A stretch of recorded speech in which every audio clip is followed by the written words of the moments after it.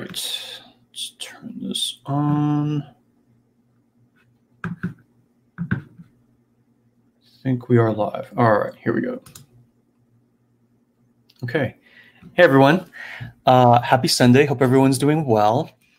Thank you for joining me in the session, and welcome to our live Sacred Space session. In this, our 44th session. So I'm honored, as always and every week, to be with you here in this time of sensitivity and uncertainty. And I look forward to sharing time with you in our shared sacred space together today. So let me just double check, all the streams to make sure that everything is working. Okay.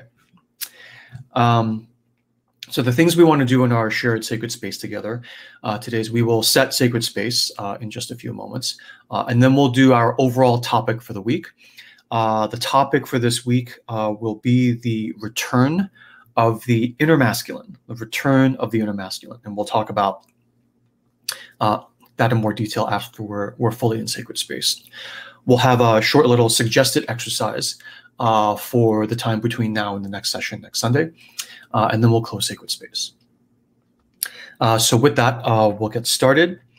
And I'll start by saying that in setting sacred space now, the intention, what we would like to do here together today, is to create a space which is devoid of fear, threat, and control, in order for us to open to higher guidance from within our own selves, however we define that. It could be intuition, a muse that guides us, something to do with our religion,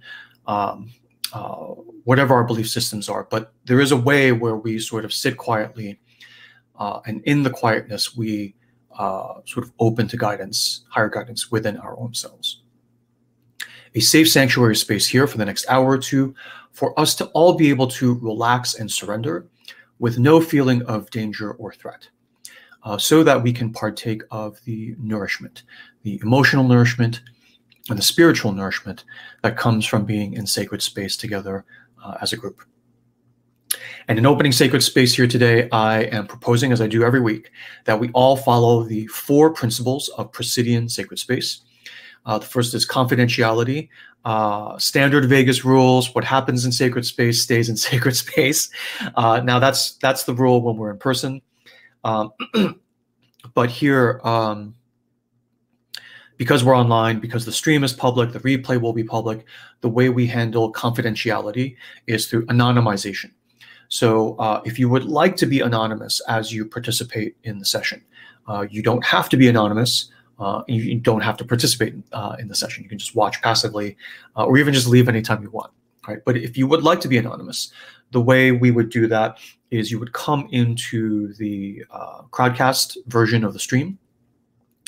It'll ask you to register for free, and then you would go into the edit profile function and just change your username to Mickey Mouse, Harry Potter, whatever you like, and then continue interacting from there.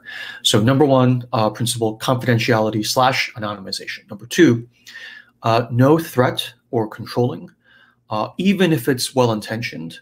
In other words, no fixing, no interventions, no tough love. Now, there's nothing wrong with all that, right? There's nothing wrong with intervening to try to get someone to heal or be the best version of themselves, or to try to force them a little to get them on a track to have a long and happy life. So there's nothing wrong with that intention. And there can be scenarios where there's nothing wrong with, an attempt at that action. But because that is in the realm of control and also threat, if you don't do this, you're going to have a bad life, right? Even if it's well-intentioned, it's still threat. And fear, right? So if you don't do this, you should be afraid for what the bad consequence will be. That intrinsically, right, categorically, places that in the realm of the profane, which is the realm of fear, threat, and control. And so while there's nothing intrinsically wrong with that, because we're coming into sacred space, by definition, we try not to do that, right? So that's why it's not because fear, threat, and control is intrinsically bad. The profane is not bad, it's just profane. But we come into the sacred because there are certain kinds of nourishment, emotional nourishment, spiritual nourishment, that you can only get when you're in sacred space together as a group. Just like there's a kind of feeling that you can only get when you're with your teammates on the field. There's a kind of feeling you can only get when you're with just your family or just your extended family. And in exactly the same way, there are certain kinds of nourishment that you can only get when you're in shared sacred space together. And that's why we do this. It's like a feast every weekend for a couple of hours. We come together, we create this feast of energy and safety together. And the potluck we create is like greater than any one of us could consume, in a lifetime. And it feels good. So that's why we do it. That's why I do it. So here in sacred space, no threat, no controlling, no fixing, no tough love. We are holding space here for each other to be however we actually are, without the expectation that anyone's going to come in and try to fix us, right? So if you're afraid, we let you be afraid. If you're anxious, we let you be anxious. If you're happy and relaxed, we let you be happy and relaxed. And it's a mutual kind of letting, right? Just shared sacred space. And to be okay with that, literally to hold space for each other, to be however we are. And to hold space for each other, to feel however we feel about however we are. So if I'm afraid and I'm like, well, I should be afraid. It's a scary time to be in the world. That's okay. If you're afraid and you feel, well, I'm incompetent, I should be more brave, I shouldn't be so afraid, and we come in well-intentioned and say, well, you don't have to be afraid. You don't need to feel bad. It's okay to be afraid. We don't even do that. If you're afraid and you feel like, a dunderhead, we just leave you as is. If you're afraid and you feel justified and righteous indignation, we leave you as is. And that's the beauty of sacred space. So that's the second principle. The third principle is a corollary, which is no commerce, right? So because we're in sacred space, nothing may be sold to each other. I can't sell you anything. Gary can't sell, my editor, who will be on screen in a moment. Please don't sell things to each other, because a sale of something is an implied threat, right? So if you would like to have, a beautiful head of hair, right? You can buy my hair tonic, and the implied threat of that pitch is that if you don't buy it, you will not get, you won't have more hair. It's a ridiculous example, but hopefully you get the meaning of, you get the gist of what I'm saying. So because I'm selling you something, there's an implied threat. Now, there's nothing wrong with that in the profane, but because we're in the sacred, we don't do that. Same goes for recommendations. So if I hear you're in trouble and you're describing a bit of anxiety you're having, I'll be, oh, try this book, try this meditation exercise. And someone will say, well, don't do that. Well, I'm not benefiting from it. I'm not selling anything. It doesn't matter whether you benefit or not. It is the recommendation itself that is the implied threat. Nothing wrong with that. But in sacred space, it's the realm of no fear, threat, and control. We would prefer not to do that in order to keep the quality of the space, as high octane and delicious as possible. So no commerce, no recommendations. We are here for your energy, not for the things you bring. We are here for what you are, not for what you do or provide. It's not for your value add, it's for you.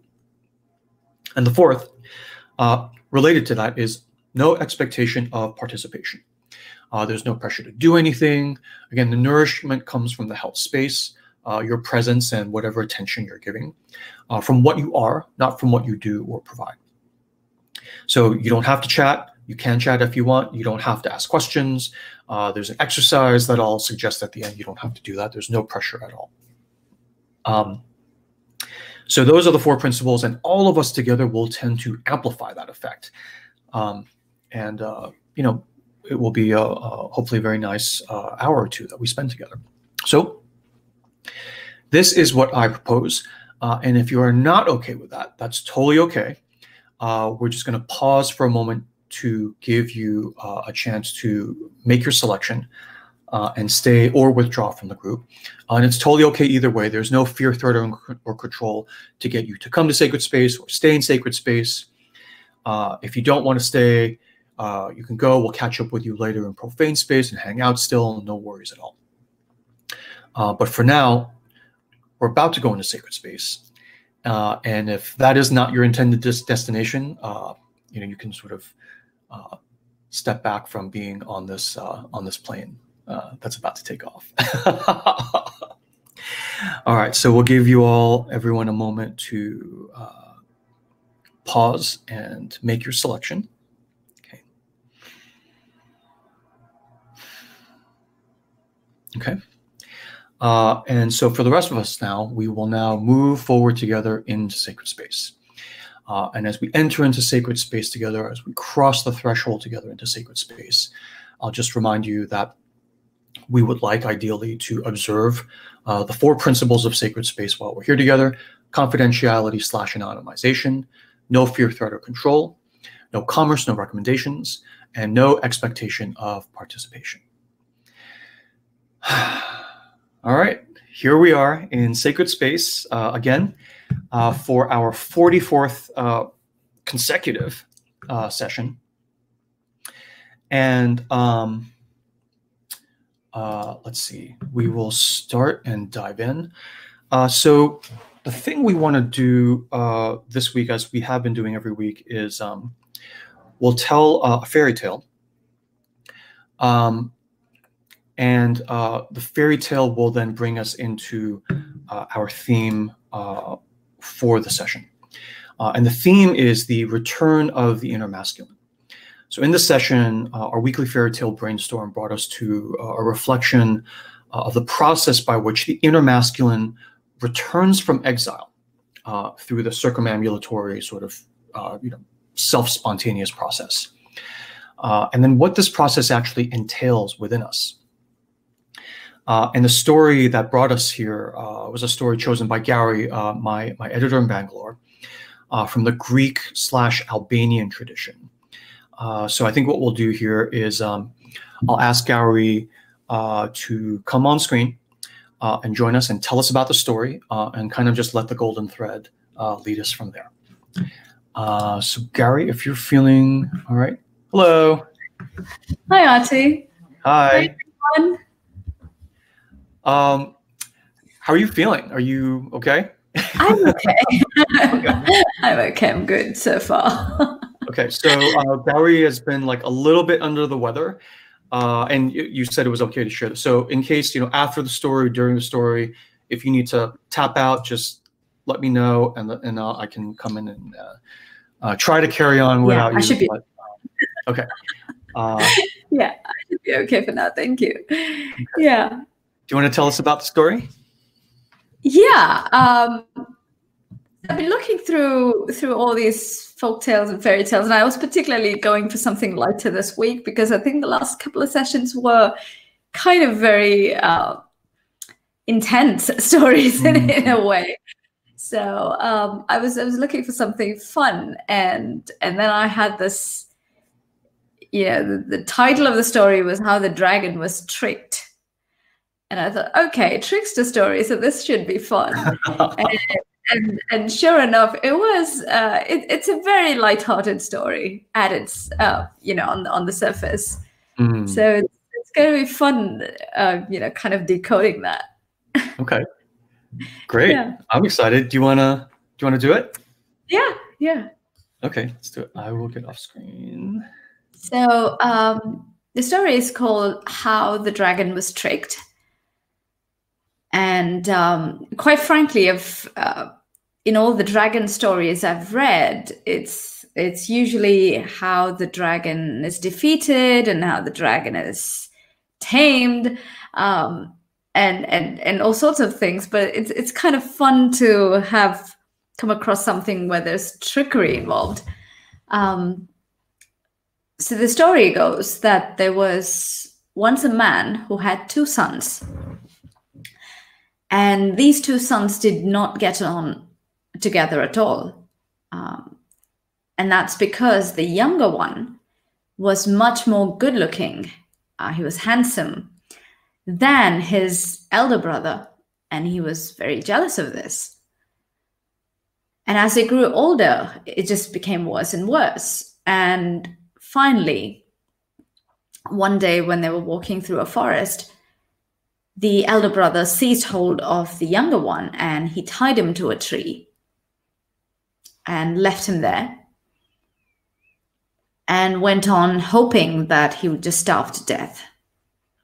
Right. But it so happened that while the younger brother was tied there, an old humpbacked shepherd passed by with his flock of sheep. And he saw this young man tied to a tree, and he said, "My son, why are you tied to that tree?" And immediately the young man answered, "Well, because I was so crooked that, this is a cure. And being tied to the tree like this has cured me. And now my back is straight." And instantly the shepherd was intrigued, and he said, "I wish you would bind me to a tree, because I would like my back to be straight as well." "Oh, of course. All you have to do is just loosen these cords, untie me, and I will tie you up in my place." And this was done. And while the shepherd was tied to the tree, the young man drove off the sheep and, leaving the shepherd there to realize his mistake. And before he'd gone very far, he met a horseboy and a driver of oxen. And in the same way, he persuaded them to turn with him and continue to seek for adventures with him, follow him around. And he played these kind of tricks on many, many, many more people after that. And he played so many tricks and so many people that he became famous. And his fame reached the king's ears. And the king was now curious. He wanted to see this young man who'd managed to outwit pretty much everybody. And so he commanded his guards to capture this young man and bring him. And when the young man came and stood before the king, he said, "Well, by your tricks and your pranks, you've inconvenienced so many people. So in the eye of the law, you forfeited your life. You don't have a right to live. But I will spare your life on one condition. And that is, if you will bring me the flying horse that belongs to the great dragon, you can go free. Now, if you fail in this, however, I will have you cut in 1,000 pieces." And the young man said, "Well, if that's all, I can get you the flying horse, no problem." So he went out, he made his way straight to where the dragon lived. He went to the stable where the flying horse was tethered. He stretched out his hand and he very cautiously seized the bridle, and the horse was startled, so he suddenly began to neigh. And the stable of the horse, where the horse was tied, was just below the room where the dragon slept. And the dragon woke up by the neighing of the horse and said, "What's the matter? Is there anything hurting you?" And the dragon waited for a while, and there was nothing, because the young man stopped as well. And after a little while, he reached out the second time and pulled the bridle. And this time, the horse started neighing even more loudly. And the dragon woke up and called out, "Why are you making such a noise?" And then there was quiet. And the third time, the same thing happened. And now the dragon lost his temper. He went down to the stable, took a whip, and started whipping the horse because he'd ruined his sleep. And now the horse was offended. And this time, when the dragon went back to sleep, when the young man stretched out, untied the horse, and pulled him out, he made no noise. And he just went quietly. And once clear of that stable, the young man got on the horse's back. He flew off, and he turned back, called over his shoulder, and said, "Hey, dragon, if anyone asks you what became of your horse, you can tell them that I've got him." And then he went to the king and presented the flying horse. And the king said, "Well, the flying horse is all okay, but I want something more than that. You must now bring me the bed covering which has all these little bells all around, tied like tassels, which lies on the bed of the dragon. And if you don't get this, I will cut you into 1,000 pieces. And the young man said, oh, is that all? That's fine, I can get that for you. And at nighttime, he went to the dragon's house. He climbed up on the roof. He opened this little window. And he let down a chain and tried to hook the bed covering and try to draw it up. Now, the problem was the moment he drew the covering, all the bells started to ring. The dragon woke up and he said to his wife, look what you've done. You've pulled off all the bedclothes. And he tugged the chain back, tugged the bed covering back, and the chain came with it, and the young man came with it. And the moment the dragon saw the thief, he fell on the young man, tied him up with cords, and told the wife, tomorrow, when I go to church, you must stay at home, kill him, and cook him. And when I get back, we will eat him together. All right. So the next morning, the dragoness decided to kill this young man, and she reached down to him with a sharp knife.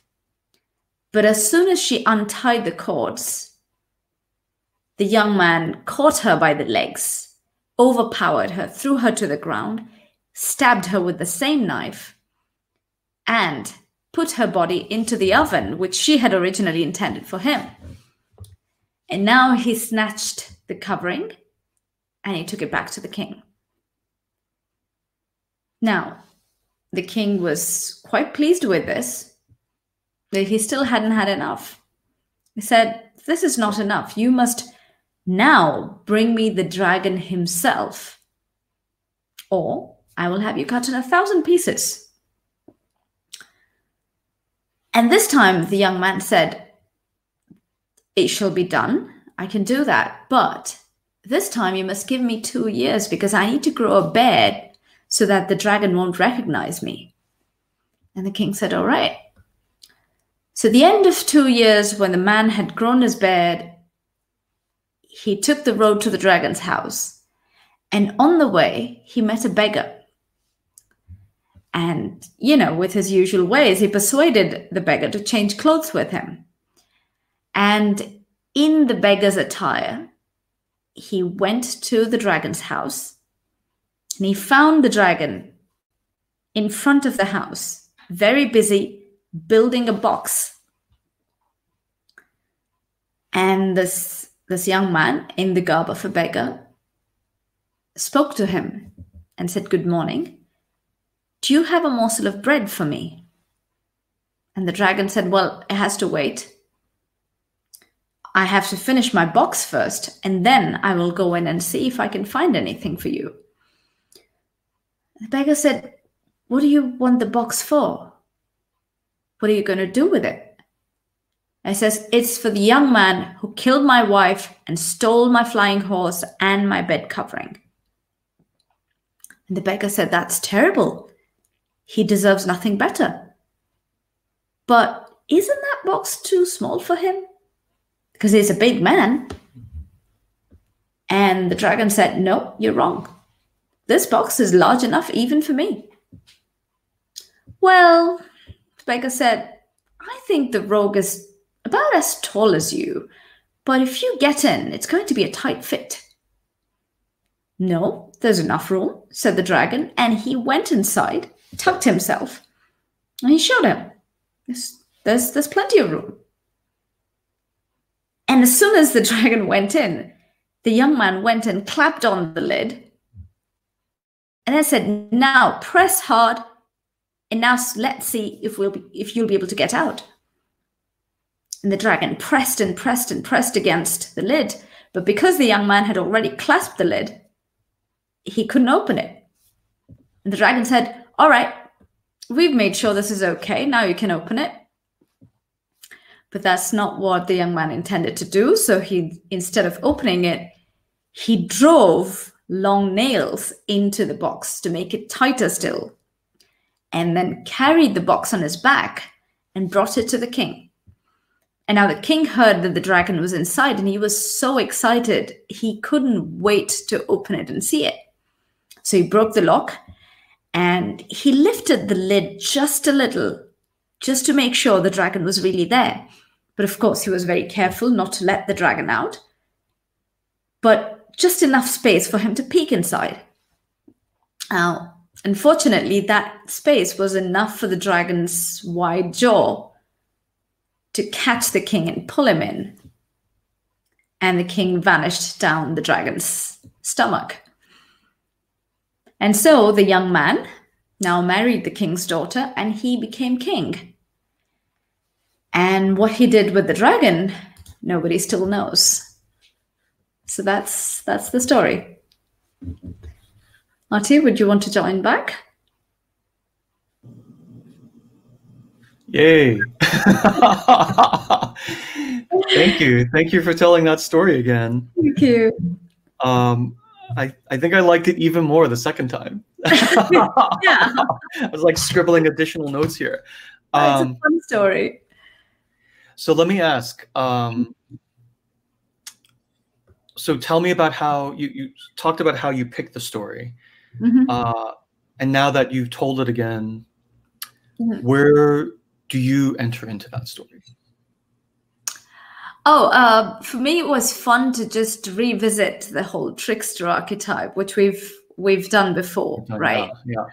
We've done a series, I think, where we explored various characteristics of the trickster. Mm. I'll share the links in a while. Okay. Okay. So to kind of see a new aspect of the trickster, particularly in relationship with the dragon.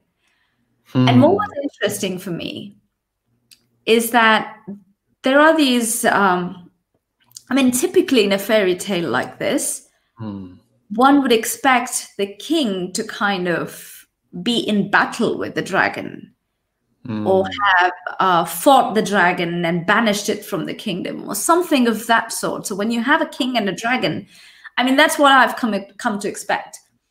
And in the Western tradition, and in this story, what was very curious was there's the king, there's the trickster, and there's the dragon. And it's only the trickster that goes back and forth to the dragon. And the king barely has any interaction. He knows about the dragon. He knows what the dragon has, but he kind of never interacts with it. Never even takes it upon himself to go on a quest, to get all these things. So that was really puzzling. And in healing work, we've kind of visited the dragon archetype and said it's like in the Frog King, it's like the exiled frog, right. Something that's stuffed away, something that is suppressed. It's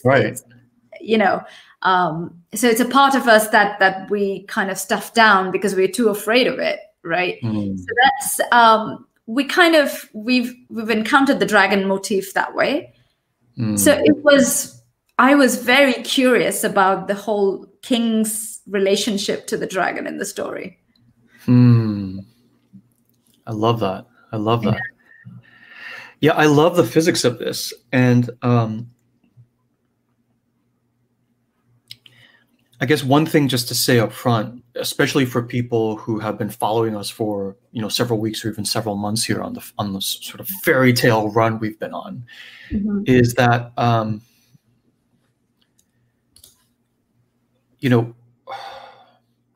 we talk about fairy tales as dioramas of things going on within our own inner worlds, right? And the beauty of a fairy tale versus like a one-off personal dream, they follow the same physics, but a fairy tale has survived like a lot of time, right? Some scholars will estimate that like the Grimm brothers fairy tale are on the order of like 15 or 20,000 years old in terms of the actual story fragments. Which is too much to go into here, but the idea here is that these are very, very old, kind of dioramas of like what goes on within us. But even with that,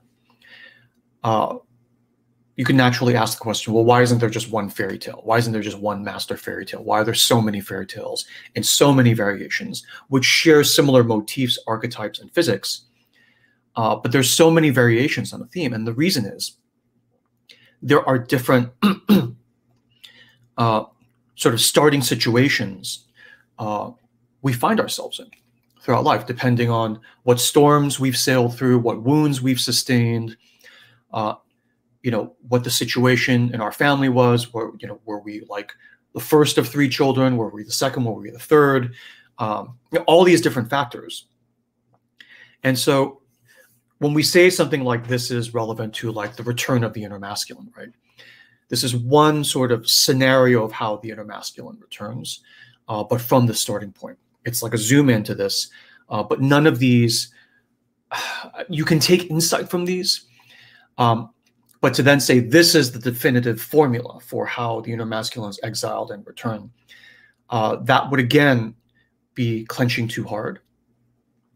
And then you would go another round in the circle, right? So it is a circumambulatory thing of polishing again and again, where each time you miss it, and that's okay. Missing it is part of the sort of physics of the situation, and you come back around again. So here, just to sort of dive in here into sort of, you know, how we think about this story, and I'll just give you my notes here. For everyone else who may be unfamiliar, I'll just give a quick thumbnail of how we read dreams and fairy tales when we do healing, when we do bliss work. And that is this, that basically when you read a myth or a fairy tale or a dream, the way we do it is we regard every major actor in the dream or in the fairy tale to be a symbol of a different part of our own inner self, right? So in this fairy tale, the trickster is a part of us. The king is a part of us. The dragon is a part of us. The dragoness is a part of us. The older brother in the beginning is a part of us. And then the way you take insight from these is that you start off with this cast of characters and you kind of recognize that, okay, these are different parts of me interacting. You hit the play button, you let the video unspool, and then you watch for who does what to whom to get a sense for the physics of like what's going on. And then you also look at things like the beginning state of the story versus the end state of the story. You know, is the kingdom improved at the end? Is it better, or is everything the same, or are things worse? And that'll give you some indication of like the symbolism or the character of the contents of what happened from A to B, as to whether it's like potentially desirable for you as an example, or something that is more cautionary. Okay. So here, right off the starting blocks on the start of the story, we start with the suppression of the inner masculine, right? So there's 2 brothers, an older brother and a younger brother. And right off the bat, the younger brother is suppressed. He is tied to a tree in the forest. The forest in dreams, and especially Northern European or European fairy tales, is a symbol of the unexplored regions of the inner self. So when you know, the prince and princess or Hansel and Gretel sort of go wandering into the forest, you're going into reflection, exploring into uncharted territory within your own self, and all these sort of things end up happening. Okay. So the 2 brothers go into the forest, and the older brother suppresses the younger brother, ties him to a tree, and leaves him there for dead. And the reason why he leaves him there and is envious is because the younger brother is too good looking, too charming. In other words, there is this life force power there, right? And the attitude toward this life force power within us is that obviously this is going to be no good. This will hurt me. This will cost me. And so I will take it into the forest. The older brother, sort of authority part of us, takes it into the forest and abandons it, right? And abandons it in the forest.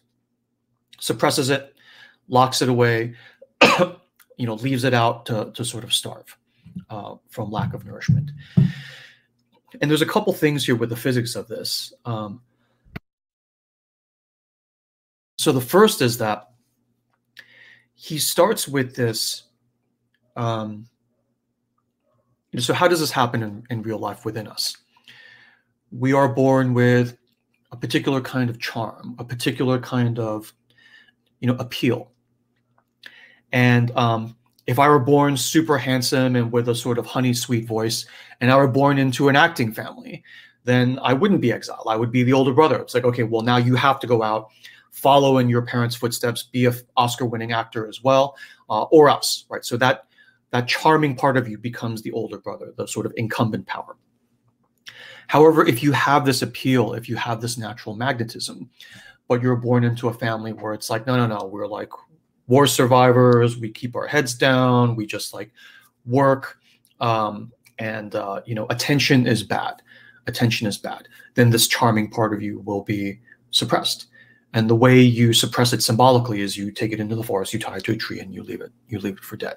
Right? This is sort of how these dioramas translate into, just hypothetical examples of real life, right? And it's telling when these exiles happen. The symbolism, especially in the stories, is very precise. The older brother does not kill the younger brother, right? Because killing implies transformation. When you see death in a dream, it implies transformation. And here, he only exiles, which is different from transformation. You could say if the older brother was actually going to transform this part, it wouldn't be a problem. You would like kill it and it would come back as this even more powerful spirit, et cetera, in the story. But because he is afraid of the power of this part, you don't poke it. You don't try to actually transform it, because if it's already powerful, what's going to happen when you let it, what happens is he turns into the dragon symbolically. We'll get to that. But because of fear, you don't turn the circle all the way around and transform it fully. You try to keep it in a state of stasis, right? And how do we describe that in the regular world? We say, just stick to the straight and narrow, right? Where you don't go too far down into sort of the scary part of it, but you don't go too far up either. The straight and narrow, where you stay within this band, you don't sort of give in, but you also don't transform. Just like stay here with no change, no growth. You do it exactly the way, your dad did it or whatever. And that's what you have to stay in, or else there will be whips and punishment for going off the road in either direction. Okay. And so the action here is how the trickster, this active, powerful, charming, appealing, full of life force, masculine factor in you, right, is transformed and developed. This, to me, is what the story is about. So if we focus on this younger brother, then he has this unearned boon, his good looks, his appeal, right, for which he is exiled, suppressed, and pushed down in bad faith, right? The elder brother doesn't like take him to court and sue him. It doesn't go to his father with a complaint. He acts in bad faith. And we know from like the past, 10, 12 stories, the number one rule, right, rule or value you want to follow when you're dealing with your inner world is you can do whatever you want. You can whine, you can complain, you can negotiate, you can make a deal. The thing you don't want to do is act in bad faith, which is, of course, what all of us do. The elder brother doesn't deal with him in good faith. He brings him into the forest, ties him to a tree, leaves him for dead, does all this in bad faith for no other reason than he is good looking, right? In other words, this power within you is exiled because people, the other parts of you, fear your power, right? We fear your power because you are born into a situation where, that's threatening, okay? Now, in our healing work, we see this all the time, right? Where the inner masculine of a person, and by the way, we all have inner masculine and inner feminine within us, regardless of our outer gender, if we're identify as a man or woman or non-binary, regardless, as human beings, we all have this inner masculine force within us and inner feminine force within us. I won't go into this in detail because we've covered this ad nauseum, right, over the past couple months of sessions here.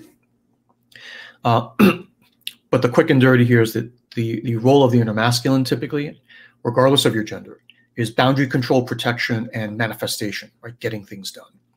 And the role of the inner feminine within us is basically nurturing, nourishment, and vision. Right? The inner feminine is the holder of vision within us. The Greek muses are all feminine. There's a reason for that, right? So it's the inner feminine within us that holds vision. And the ideal is that the two join together, right, in union, consensual harmony, which is why at the end of every sort of good, positively concluding fairy tale, the princess and the prince marry, and they live happily ever after in harmony. The inner masculine and the inner feminine within us combine and live happily ever after, which doesn't mean necessarily procreation of biological children, but procreativity within us, right? Because both are within us, right? I'm a man, I have an inner masculine and an inner feminine, and the best outcome for me is for the two of them to marry, have sacred union.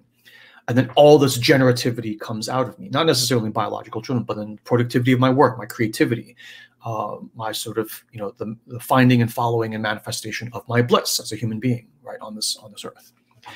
And so this inner masculine of a person, this part of us that, protects us aggressively, right, and prosecutes manifestation for us, becomes suppressed.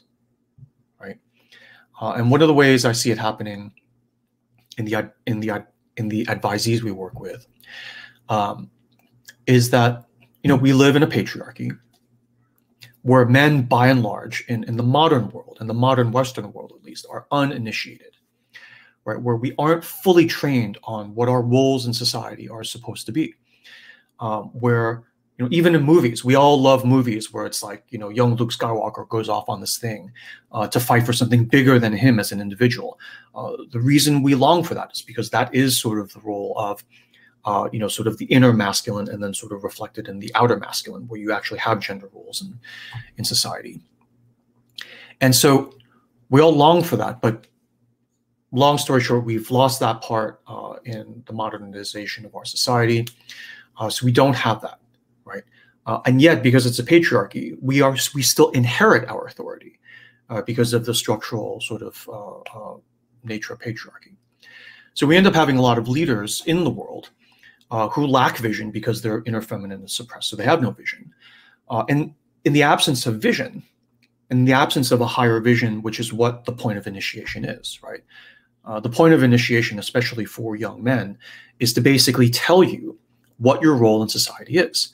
To basically tell you that there is this thing that is bigger than you, that if needed, we expect you to give your single life for, right, in sacrifice to, and we honor you for it, right? But for us to feed you, to sort of, raise you up, sort of take care of you, everything, there's a reason for that. And this is the reason, right? And for, when I work with men in particular, that is often the deepest thing they tell me they desire at the end of the day, right? It's like all I ever wanted was to know like what the larger thing is, that because I feel like I'm supposed to be giving my life for something bigger than myself. And when no one pulls you aside, especially as an 11-year-old, and explains what that is, you have to go search for it because you're not stupid and you're not incompetent. So you have this feeling and you go out and search for it.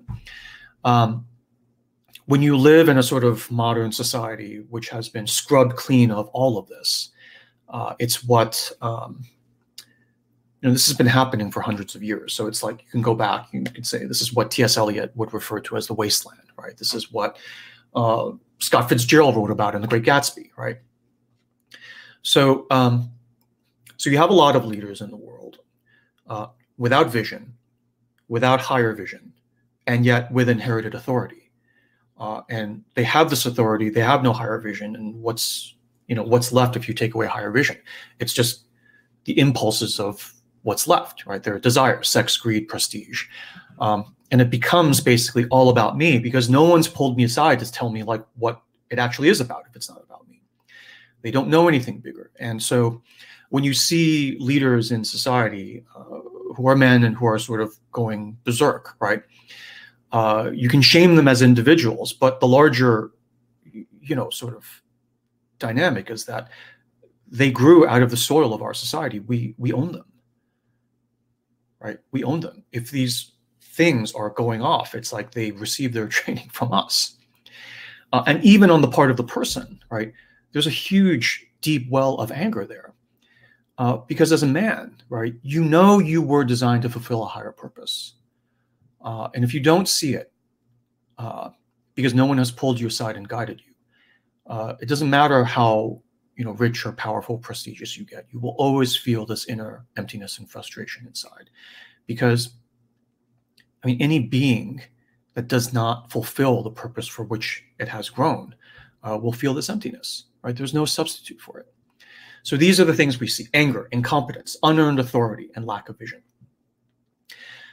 Anyway, so in the patriarchy we are in, no blame, this is just the way it is, right? We all own this, right? We see a lot of examples of toxic masculine power, okay? As a result, we see this in men and in women, right? We see this in men and in women. Women, regardless of your gender, you have an inner masculine, okay? And so when we see the outer reflections of masculine acting in these sort of, strangely unexplainable, it's like what I've said about sort of everything that happened over the summer in the United States with the sort of social justice, unrest and everything, right? It's like, the powers that be, right, in this sort of, sort of racially sort of split society, they have everything. They have all the power. They have, metaphorically, their boot on the neck of the world. And they're still angry. They're not happy, right? And the question is, why are they angry, right? And for me, it points to this issue of like, well, I've been given this inherited authority. I haven't been told what to do with it. I'm running around like crazy trying to fill this hole within me.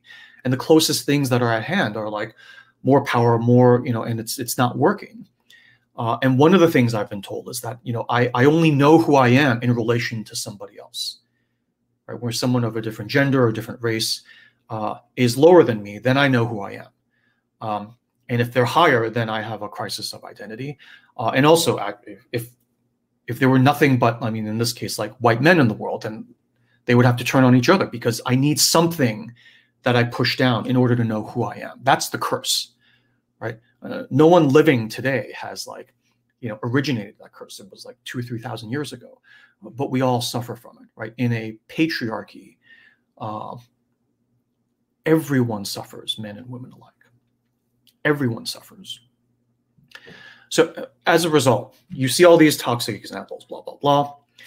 And what happens then, metaphorically within us, is that when we feel the power of our own inner masculine rising, charming, appealing, capable, regardless of our outer gender, we fear it because we have only seen bad examples.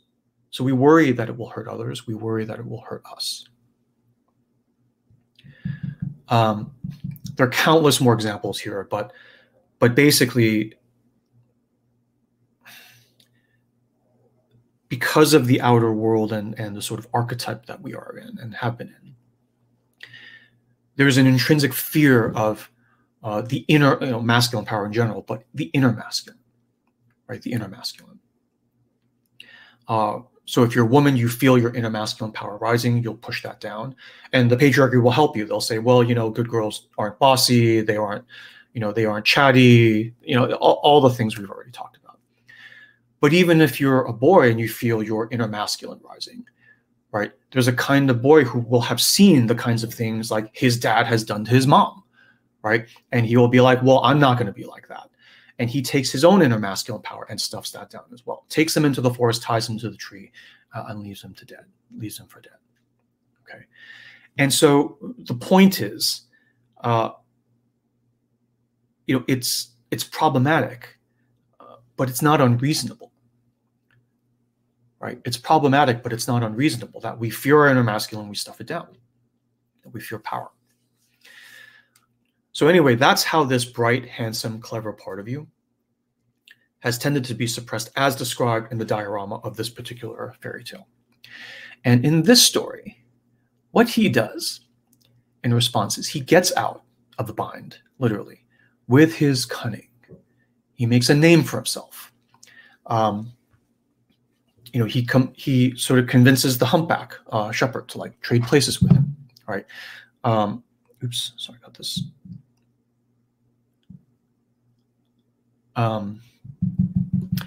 And also, he goes out and does all these sort of different trickstery kind of actions, gains sort of ego power, gains comfort, gains money, gains a following, right? This is all within you. And so he gains a name for himself within your own inner kingdom. And you can sort of project this in the outer world. People, who succeed with the power of their vision and know inner masculine power and succeed anyway in different kinds of, roles of like, entertainment or artistry or whatnot, right? But he does it so well that the incumbent authority power, right, the king, right, who is basically this next form of the elder brother. The elder brother is an inheritor of authority for no other reason than he's elder. And the king has inherited authority because it's like, kings are not elected, right? Brings him in because of his reputation.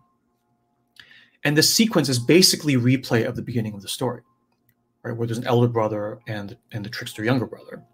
Here it's the king, which is the new elder brother, and the same trickster younger brother. And he basically takes this force that has proven itself in capability and uses him as a tool, as a mercenary agent, to do the same thing again, which is to suppress this part of your inner masculine because you fear its power. What is the updated, if the king is the next version of the elder brother, what is the next version of the younger brother? It is the dragon, right? This thing that you suppress, this frog that you curse and push away from you, right? Over time grows up and becomes a dragon, because what is a frog but a small dragon, right? So he sends him out, and the dragon's already exiled out, beyond the sort of boundaries of the kingdom. And he sends him on this impossible errand. And either he's going to fail and get eaten by the dragon and get killed, or he'll come back and then, unbeknownst to the trickster, he's going to just move the goalposts again until he does get killed, right? So it's this sort of king action of double suppression of the trickster and the dragon. The trickster and dragon are basically one and the same. Okay, so this time we see the dragon. And if it wasn't obvious enough in this sort of charming younger brother figure, the dragon is just like, okay, let's just turn on the neon lights, right? The dragon is, especially in Western mythological tradition, a symbol of this inner power that is extremely powerful, but stuffed away because we fear it, Now, if you've been watching the past several sessions of Live Sacred Space, you'll know that this king right off the bat is done for, right? For two reasons. The first reason is he's harassing the dragon. So anyone who like has authority that harasses the dragon is basically done for, right? In our healing work, right, the dragon is basically the equivalent of a lost board member. That's also why the trickster younger brother and the dragon are equivalent. They're both exiled. They're both feared for their power, right? And it doesn't matter if it's destructive power or charming power. Power is power, and if you fear it, you're just going to stuff it away. And when we do healing, what we try to do is to retrieve the dragon and recover it back to us in good faith, right? Not to swindle it, not to argue with it and convince it that it's wrong and we're right, and you should come work for me and let me direct you. It's like, no. You reconcile with it as an equal, right? The younger brother and the older brother, they are equals. So in healing, we try to come around to this point of view where we approach our inner dragon with a posture of reconciliation and honestly, like recruitment, right? I mean, it's like not super familiar with Game of Thrones, but it's like you want the dragons on your side because if you convince them, they will fight for you, right? In Chinese mythology, right, where the Chinese revere dragons as this sort of mystical sort of, when you see a dragon in Chinese culture, it's instantly, oh, good luck. Oh, I hope my baby is born under the sign of the dragon. It's very auspicious, right? It tells you something about the mentality and worldview of classical sort of Chinese mythological worldview, archetypal worldview. In the European tradition, right, where it's all about good and evil, light and dark, St. George is always killing the dragon. We're always trying to sort of kill. We send our knights out to basically try to kill the dragon who is standing in the way of the princess, which is our own inner feminine, right? So we try to kill the dragon in order to recover our power of vision. Well, if we had the power of our vision in the first place, we would know to befriend the dragon. I mean, in the modern versions of the dragon story, like in Shrek, right? I mean, the dragon becomes a friend. The dragon's actually feminine, which is extraordinary, right? So, you know, the truth is often said in jest, and the real sort of heart of the solution to these archetypes will often come in sort of, you know, half joking, wink wink packages just to get them past your defenses, right? But in the classical European tradition, where it's always St. George killing the dragon, it tells you something about the mindset of the Western tradition. And even after St. George kills the dragon, there's the thing with the orange and the drop of blood. It's still, it's not black and white, right? It's not black and white, even in the St. George tradition. So that's the first clue that the king is done for, right? This element is not performing in the right way, and it will be transformed / killed, transformed by the end of the story, is that he's messing with the dragon. The second clue is that he acts in bad faith, right? He sends the kid out and he continues moving the goalposts. He messes with the younger brother just like he messes with the dragon. How do you know he's messing with the dragon? He's sending this mercenary, this charming, very capable mercenary, out to mess with the dragon, to commandeer the flying horse. The horse is a symbol of body in dreams, and birds / wings are a symbol of spirit. Okay, so a Pegasus is an extraordinary sort of symbol. From Greek tradition, it's called Pegasus, but flying horse obviously sort of predates that, right? But a Pegasus is a symbol of an integration of body and spirit. It's a flying horse, right? But it's a horse that stays a horse, a body that stays a body, and that can fly. And that can fly, right? It doesn't transform into the spirit angel and lose the powers of the body.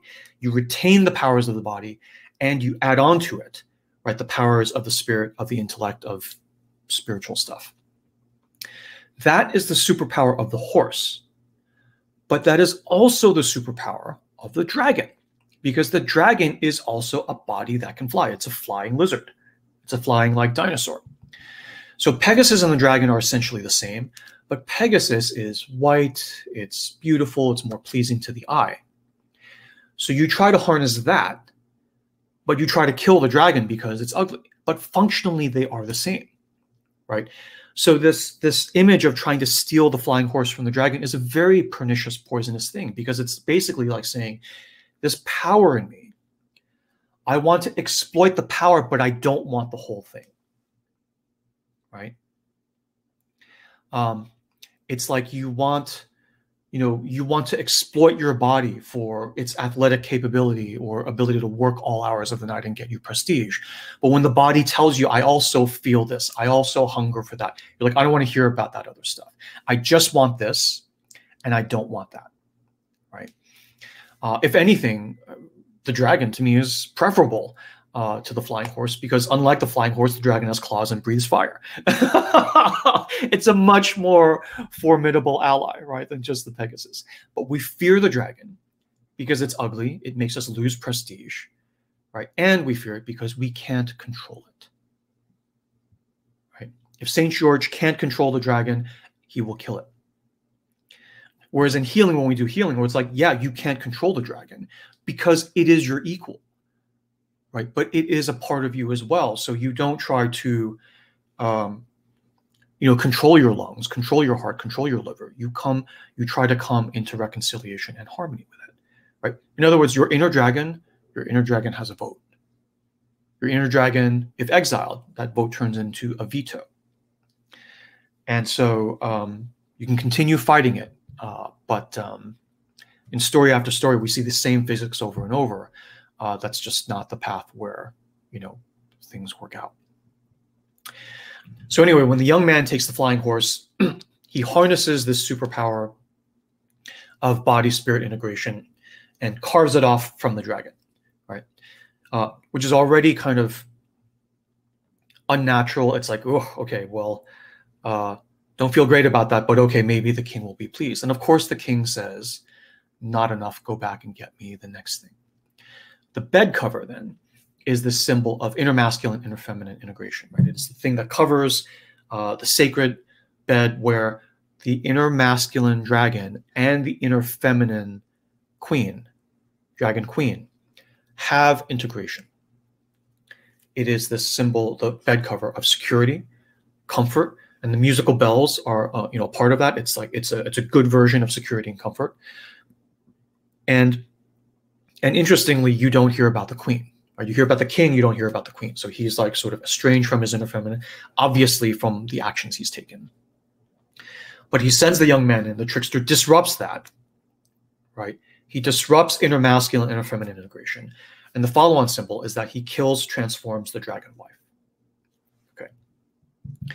So at first it was like you're pulling away body-spirit integration from your dragon. And now you're like in an even more violent image.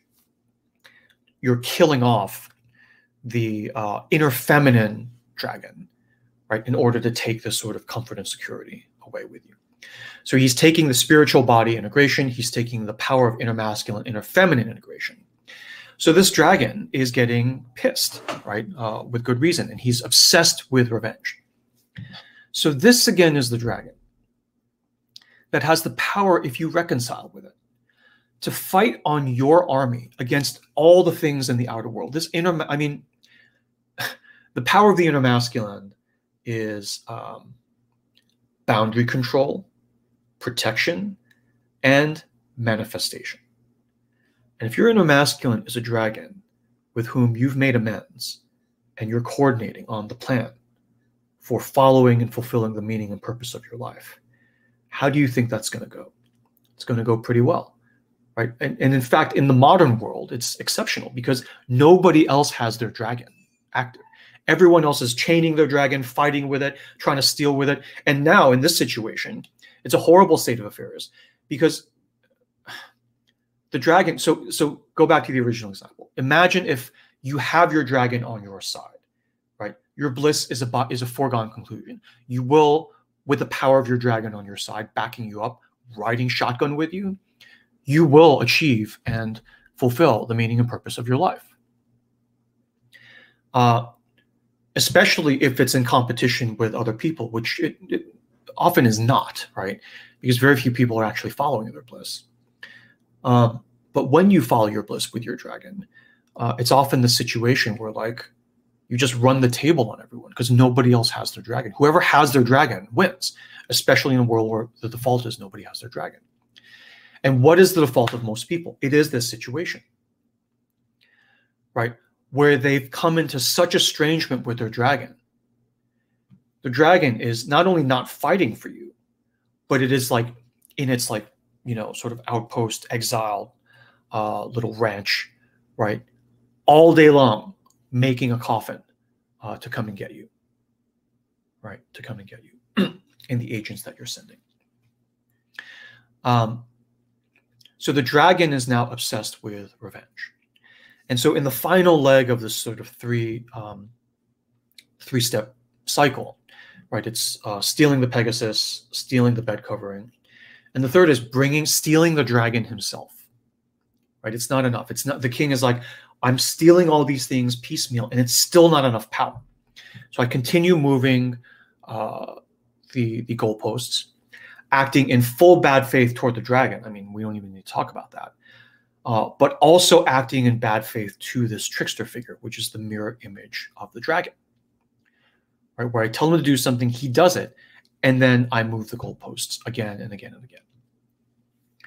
So here, the final leg is that the trickster tricks the dragon to go into the coffin, which is like the caterpillar going into the cocoon, right, and then coming out the butterfly.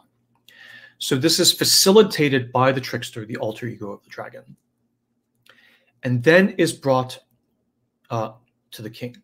Now, mind you, this suppression and mistreatment of the dragon is exactly the same way as before, with the elder brother and the younger brother in the forest.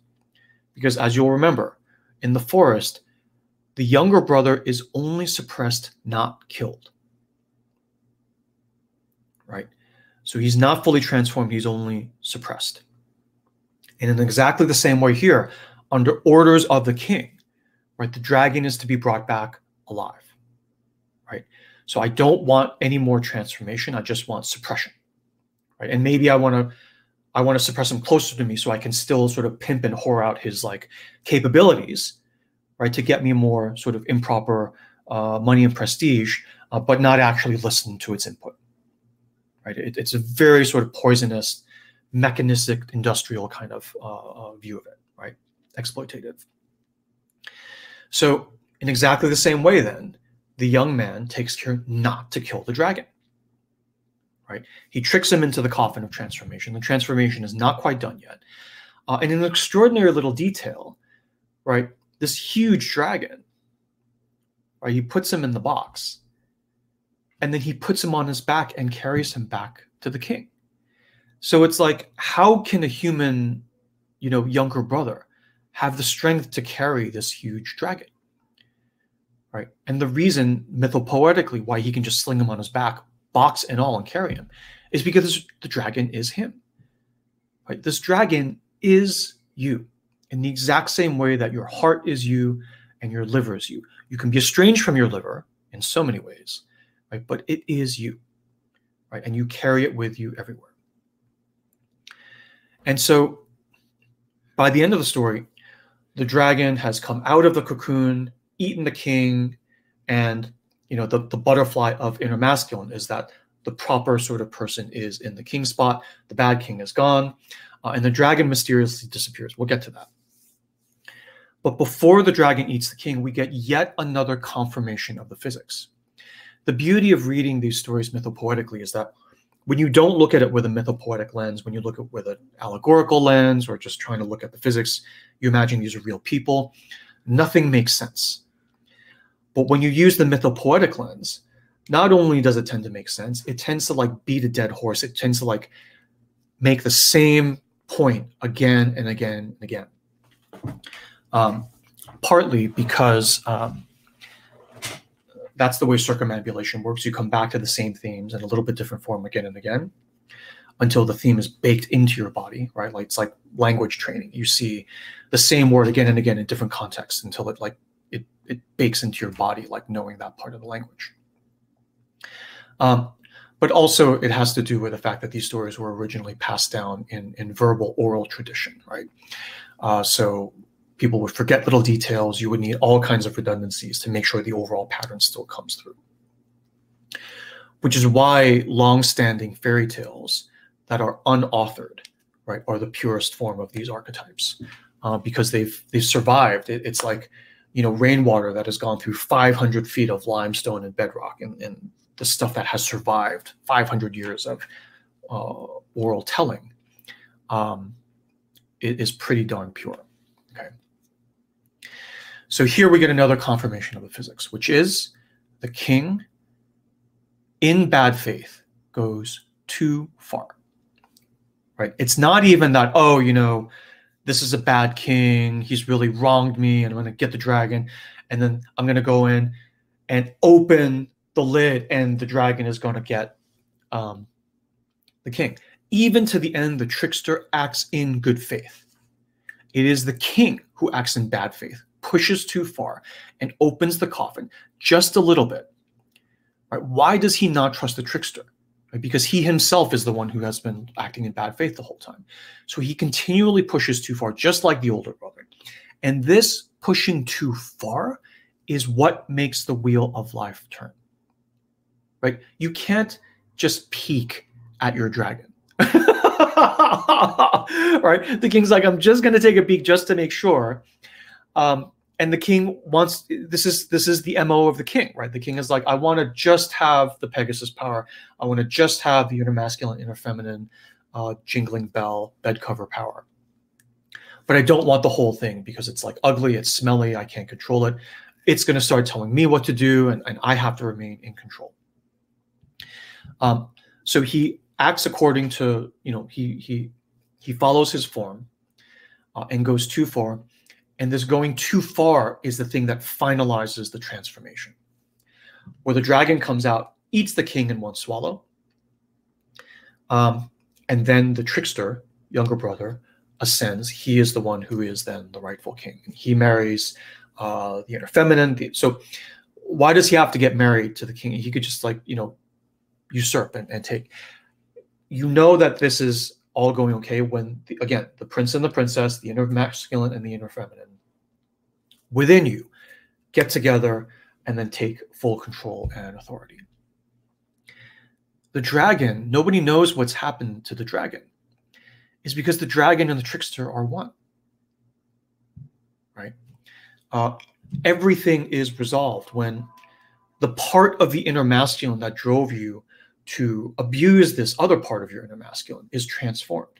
Once the king is transformed, there is no more war between the trickster and the dragon. So the dragon just disappears, just goes off stage, and we're done with it. Okay. So taking a step back then, what do we say? I mean, we've already said a lot of things along the way, but what are the dynamics of this transformation, of this return of the inner masculine? Number one, it is pushed down by fear, threat, and control by the elder brother. And the way it is recovered is, and this is just one way, okay? This is the way that the story is showing us how it can be done. Because if you push down, one way to get the inner masculine back is for the elder brother to have a change of heart and say, oh my gosh, what have I done? He's my brother. Right? At no point does he say, well, actually, he's my brother and I love him. And I love him without condition because he's my brother. And I'm going to go back, make amends, and we'll just figure it out together. Right? You could have that realization, go back into the forest and get your brother back. It rarely happens like that. We're just humans. This is life. It rarely happens like that. So how does this story tell us it happens? Now, it's important to note that the way we teach this stuff, there is only one inner masculine and there is only one inner feminine within you. So the trickster, the elder brother, the king, the dragon are all different aspects of your singular inner masculine function. Okay. So this is within the inner masculine, the sort of gestation, the anguish, the sort of embroilment of how you get yourself sorted out in terms of how you're going to sort out, recover the full powers of your powers of boundary control, self-protection, and manifestation in the world. In order to deploy that to, to do what? Just to, sort of follow a zombie job and sort of follow the straight and narrow. Once you have the full power of your inner masculine, it will be satisfied with nothing less, right? Because it's your whole inner masculine. It's going to, if it's all sorted, then just following the straight and narrow is typically not going to work. It's going to want you to actually fulfill the meaning and purpose of your life.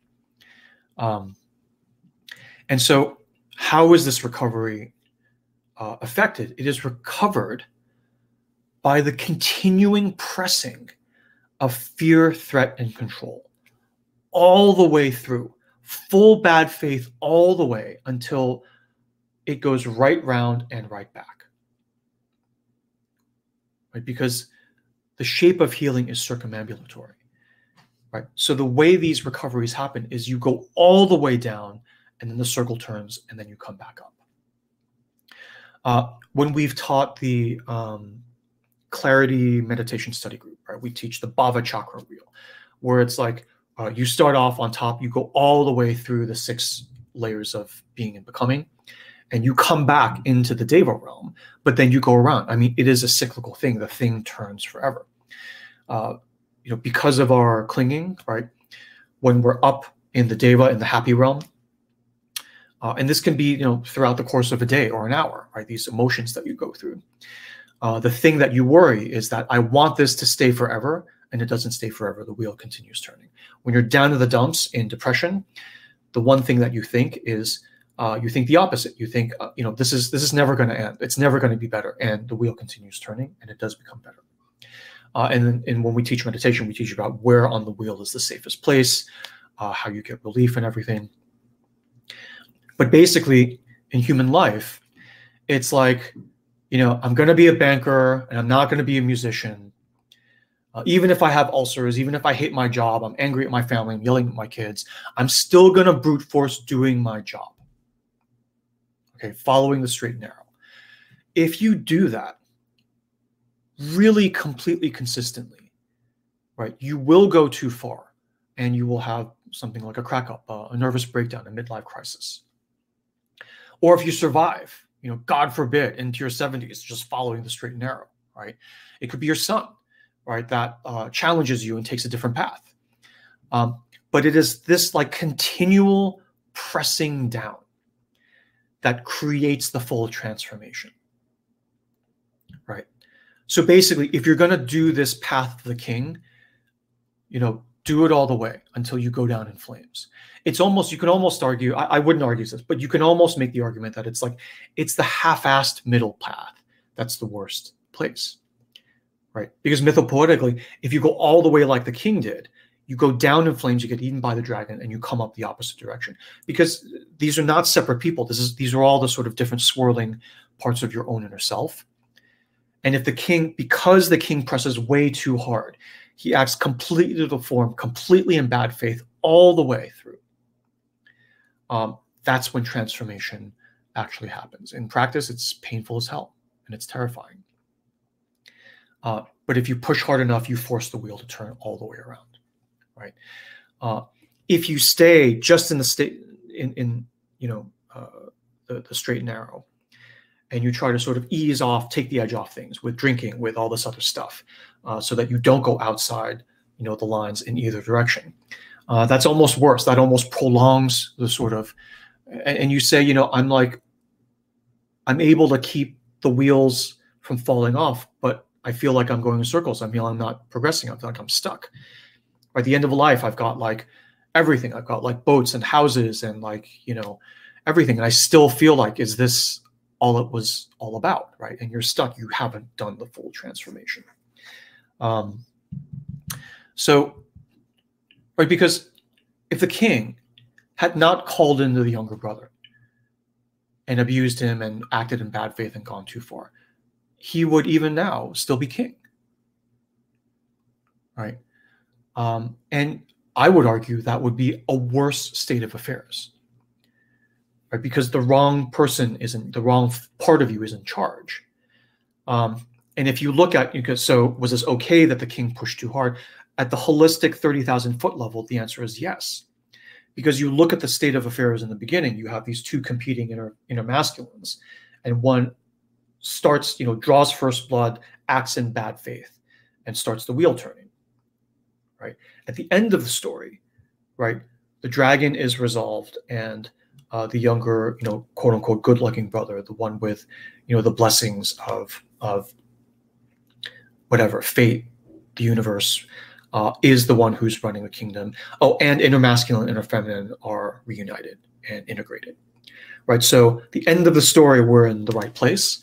So everything that happened within the story, right, after you hit play, contributed to that, including the hubris of the king, right? It's because the king says it's not okay and continues to move the goalposts that this transformation happens. It's because the king says, I have to control everything. Every notable superpower in the kingdom has to follow my will, has to come under my control. I can't let anything in my life just go on its own, right? Every horse needs to be in my stable. Every cunning, artful dodger of a trickster out there needs to come work for me, or else I will cut him into 1,000 pieces, right? And every dragon needs to come under. I can't let anything alone. You just can't leave well enough alone. It's not enough that you're rich and successful. You have to control your son's life path as well. And so if you went down the natural path, you wouldn't have been controlled by fear, threat, and control in the first place. Right? If the elder brother had just left well enough alone from the beginning, they would work things out, and they would continue and figure out, what to do. And we have seen this theme before, where the dealing in bad faith is itself a part of the circumambulation. Right? Without the dealing in bad faith, without the cheating yourself, lying to yourself, forcing yourself to do things you don't actually want to do, without all that, the picture would not be complete. Right? And at the end, the king is not he's not suppressed, he's not punished. We don't just, sorry, let me just close this window here. We don't just lock the king away, right? We don't just tie him to a tree. We don't just put him in a box. We actually fully transform him, right? The king at the end is not punished. He is transformed. He is swallowed by the dragon, right? And when you eat something, you make it, like when I eat a bowl of noodles, right? I change the noodles into me. The noodles are now a part of me, right? They are my cells. They are my energy. And so the dragon eats the king, and the king becomes transformed into the dragon. So it's not an allegory. It's not punishment. This is the circumambulatory action of how the suppressed inner masculine returns. So how are we doing on time here? Okay. So a couple notes on the trickster. So in an earlier series of stories, we talked about the characteristics of the trickster archetype, and we see the same thing here. The trickster is driven by his appetite. We see that in how he swindled all the people in the story. He wants to get more money. He wants to get more sort of sheep and cattle. The trickster also is not afraid of transformation. He fearlessly walks into the dragon's lair. He gets captured. He takes on any challenge the king gives him. And the only interesting detail here is that the trickster in the end of the story becomes king, which you do see, but it typically is not like this. I mean, it's never a steady state. It's a constant cycle, right?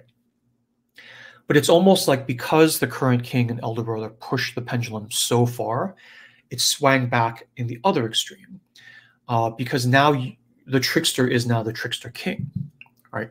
And you do see the trickster king in mythology, like Odysseus. In Greek tradition, he is a trickster, and he's king of Ithaca, so he's trickster king. Wotan, right? Odin is a trickster figure, but also this wise king. But that is a hint, right? Because the trickster intrinsically is this boundary crosser. The trickster is not establishment, right? So in short order, it will be boring to be the king, right? You could almost imagine like a part 2 sequel of the story where he then ends up not being the king. But that's just, kind of reading the story in the larger pattern of mythological patterns and archetypes that we know of. So that's it for my notes. Gary, do you want to, if you're feeling up to it, do you want to come back on screen and... Hi, Artie. Yeah. Anything to add? Yeah, a couple of questions. I mean, one of the questions is right up here on Crowdcast. I just want to pick that up. Why does the dragon leave the young man with his wife for her to cook him while he goes to church? Is that the dragon betraying as an feminine, or what's the dynamics that's going on there? Well, that's interesting. So often, let me put it this way. So when I'm reading a dream for someone or reading a fairy tale, the baseline, like if I'm reading a dream for you, right? The baseline presumption is that I don't know. I don't know. There is no authoritative whatever. I'm not here as an authority. I'm here as like a brainstorm partner, kicking the soccer ball around with everyone. Okay. So often what I'll give is like my wild ass intuition, right? And then it's up to the person to then take that and see how that applies or reflects to their real life. Because the ultimate sovereign authority in your life is you. Is you. So this sort of dragon and dragoness dynamic is really interesting because there's an interesting little detail in the story. There's so many details in all of these stories. It's just, we can't go into all of them in the time we have. But one interesting detail here that I caught the second time I heard the story from you, which is in the session, is that the dragon, when he leaves to go to church. Yeah. He leaves to go to church, right? And this is a Greek, Albanian, kind of European story. So there's a little hint there that it's like the dragon, and we don't sort of press this point, but it's like the dragon is all right. Mm-hmm. Like we like vilify the dragon. We're like, the dragon's scary. That, you know, go out with torches and pitchforks to kill the dragon. In this little detail of the story, it's like, oh yeah, the dragon left to go to church. Wink, wink. Right, which is telling you the dragon is part of the overall system. The dragon is valid. Yeah. And the dragon leaves the task to the inner feminine, the dragoness, right, to sort of kill the boy and turn it into nourishment, right? And one of the functions of the inner feminine is to provide nourishment. So it's her job, and he leaves it to her, which tells you something about, in the dragon realm, the integration of the masculine and the feminine. He's already with his feminine. They already sleep under a cover with jingling bells, right? And they have a horse that is body and spirit I mean, this realm of the dragon is like in good working order. Yeah. And that's how, and again, the trickster would not be messing with the dragon at all if it weren't deployed by the king under fear, threat, and control of his life. Yeah. So yeah, that's kind of how I read that.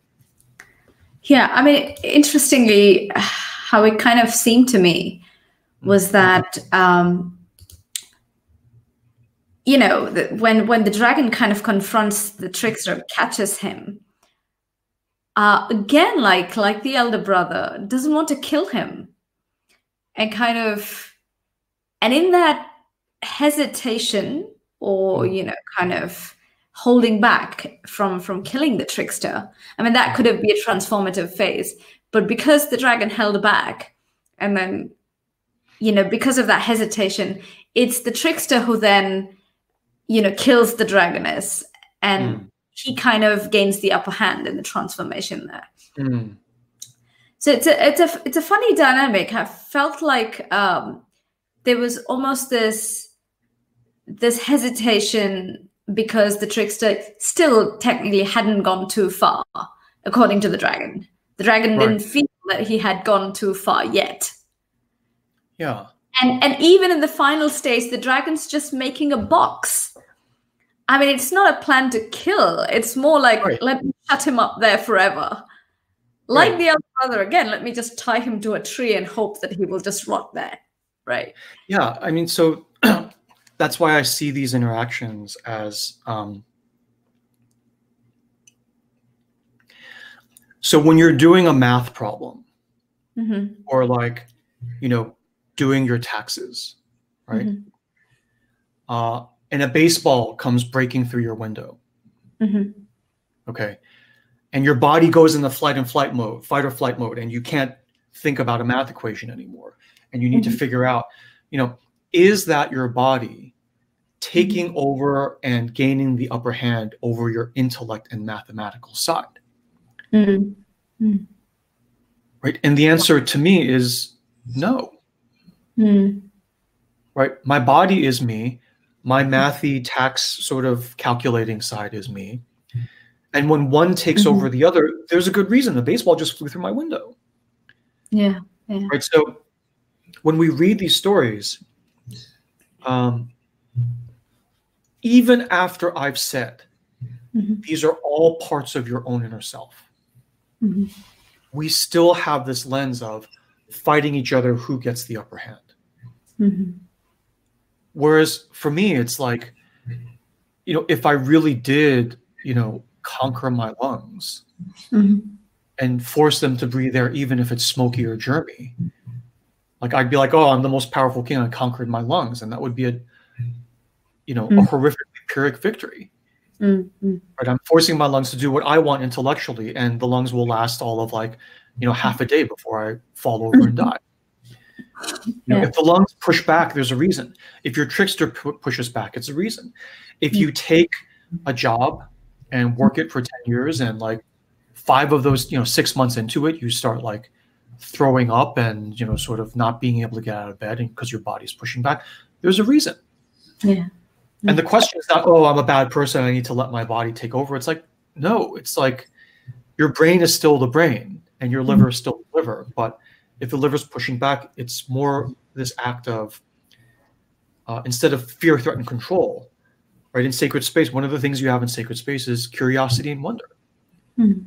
Where it's like, there must be a reason. And now I have curiosity, not fear. I have curiosity as to like, what is that reason?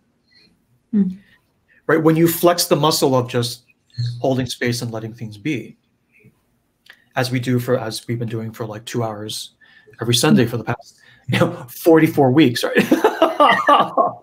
One of the things you do with that muscle is, when you have a rash, when you have a backache, instead of saying, oh, I can't believe this is happening again, take ibuprofen, stuff it the hell down and keep, shut up and get on with it. You may have a reflex where you stop and you're like, oh, my back hurts again. Huh. And you slip into a kind of sacred space.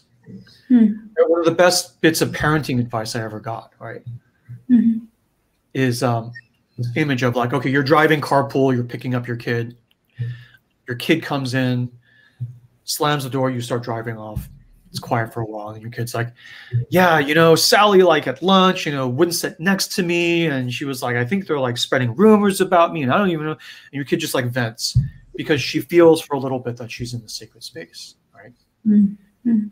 And one of the best bits of parenting advice is that the correct, and I use this finger wagging, sort of tone very carefully, right?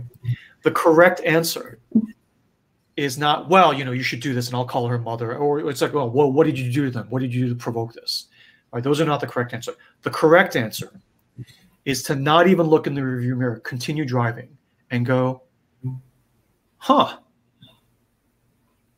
And then complete silence and then let her continue barfing out everything. And you hold space for her. Yeah. Right. And my daughter's 20. I've done that a lot. Sometimes she ends up telling me more than I want to hear. It's like, I don't want to hear. But it's like, hey, if you're holding space, you're holding space, right? Yeah. Do it all. So it's like this attitude of like, if you're thinking about a life decision and you have this really tight feeling in your gut, instead of going like, oh, I have a tight feeling, maybe that means I shouldn't, maybe that means I should. It's like more like relaxing and saying like, huh, why is my gut tight, right? Is it because the chili I had last night, or is it something else? And when we do healing work, it's like, yeah, there are ways of getting the gut to like tell you. But it's not by doing this. Yeah. Right. This doesn't get anything done in my experience in the long term. Yeah. And then this question around like difficulty around accepting or identifying with the trickster, being judgmental of it. It's like, I mean, that's normal. That's normal. Right. In healing, we would do all these exercises to like sort of talk to it, find out more about it. But really, like at a high level, I guess the key is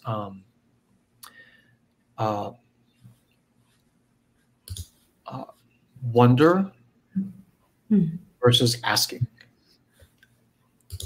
Yeah. Asking is like, well, what did you do? What happened? What did she say? What did you say? Right. That's asking. Versus wonder, which is, huh. Like when anyone comes to me and there's like, well, what do you think of it? And I'm like, well, first of all, I don't know. Mm. I'm saying I don't know, not as a gambit, but just, I honestly don't know. You ask me, like, what do I think about? It's like, I don't know. But I'll like brainstorm and tell you what I think. And that puts us in a completely different mode than like, you know, I'm the healing expert and guru, and let me tell you how it's all going to be. Because I don't actually know, right? So if I pretend, it's just like I'm like screwing all of us. So it's like wonder versus asking. And the other one, other way to say it is curiosity versus interrogation. Right? Curiosity would be like, well, you know, how did that make you feel? You know, versus interrogation, which is like, well, isn't it true that like, you know, Sally's mom is like, you know, never liked our whole family, and she's like forcing Sally to bully you or whatever, right? Yeah, so it's that difference in like, and in both of those contrasts, right? Wonder versus asking, and curiosity versus interrogation. One is more sacred and like this, and the other is more profane and more like this. Yeah. The whole list of things that you can like sort of, you know, tease out between those two things. Yeah, the question I had was kind of very similar in tone with the one you just answered about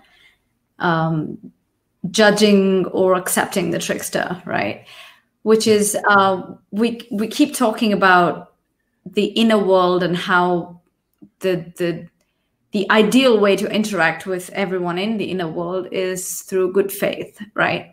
Yeah. But then there comes this trickster, and he's swindling the other inner parts of you, and that's how he kind of makes his way through. And yeah, he indulges in trickery. So how do we see that? I mean, and what does that look like in the outer life, or in, you know, in real life examples? And how do we deal with that kind of trickery versus good faith, bad faith perspective? Yeah, so the thing for me is it's the same as when we talk about Baba Yaga, right? That feminine, forceful power in us that will eat us, right, at the first misstep. Yeah. And the typical, you know, sort of Baba Yaga dynamic is like your Prince Ivan in like some Russian Princess Vasilisa sort of story. And you've lost her and you're going looking for her, and you encounter these three Baba Yagas, right, in a series. And the ultimate third Baba Yaga will ask, you know, why are you on this journey, right? Did you want to come of your own accord, or did someone put you up to it, right? And no matter what you answer, right, she eats you. She eats you. And the secret to that, which is it's too big for the session, is that you know, I mean, if you have weak inner masculine, she'll eat you. If you don't have boundary protection, she'll eat you. But also at the same time, if you recognize that she is a part of you, right, you can make a deal with her. You can make it, right? Where, you know, the response to her question is, you know, tell me where the princess is, or the response to your question is like, it's none of your business. Where it's sort of like this feeling of, as in healing, we say, you know, you're the CEO of this board of directors of all these different characters within you. And if you are truly in the executive function, and it takes practice to sit in that seat, just like it takes practice to sit in the seat of sacred, not profane, to sit in the seat of curiosity, of wonder, not asking, of curiosity, not interrogation. It's a muscle you work, right? But if you really sit in that sort of sovereign seat, then even the Baba Yaga, even the trickster, is a power within your kingdom that loves you without condition. Right? So the thing is, like, if the trickster is tricking me, there must be a reason. Mm. And if you don't know the reason and you just want to gear up and start fighting, it's like, you can do that. Mm. You can start yelling at your kid if she starts telling you about Sally bullying her. You can do that. That's probably what happens most of the time. Mm-hmm. Right? But you don't have to. Mm. You don't have to do that. Right? So it's like, oh, I judge the trickster. It's like my trickster is always like making trouble for me. It's like, yeah, okay, so I take that at face value. And then so will then you react to that with control and let's fight light versus dark? Or will you have more a posture of curiosity to say, well, why is the trickster tricking me? Mm. Right? Like the younger brother, you could say like, you're really good looking. What do you want to do with that? Mm. And the younger brother's like, I want to go out and like be a rock star. It's like, oh, you don't want to usurp the kingdom from me, your elder brother? It's like, no, nothing of the sort. Mm. Make a deal with it. Yeah. I mean, no trickster wants to be king. So